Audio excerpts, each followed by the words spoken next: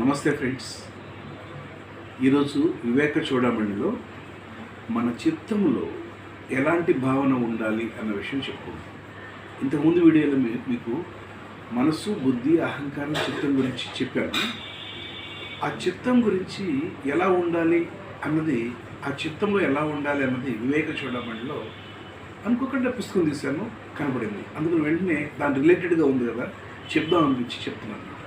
పుస్తకం చదివి చాలా కాలం అయింది, అనుకోకుండా ఈరోజు పుస్తకం ఓపెన్ చేస్తాను.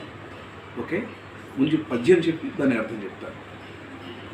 భ్రాంతి కల్పిత జగత్ కళాశ్రయం స్వాశ్రయం చ సది సద్విలక్షణం నిష్కలం నిరుపమాన మృద్ధిమద్ బ్రహ్మతత్వమసి భావయాత్మని.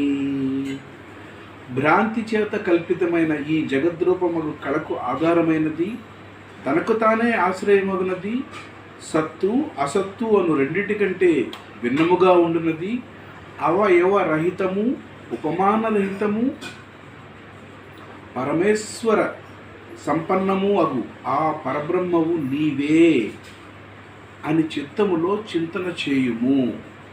మన చిత్తములో ఆ చింతన ఉండాలన్నమాట. అంటే ఈ పదార్థభావం కాకుండా యథార్థ భావంలోకి వెళ్ళమంటాడు.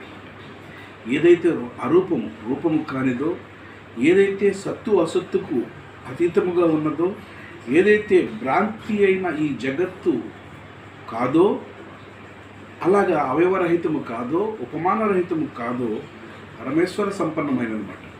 ఆ విషయము నీ చిత్తములో ఎప్పుడూ భావన చేయము, చింతన చేయము అని చెప్తున్నారు.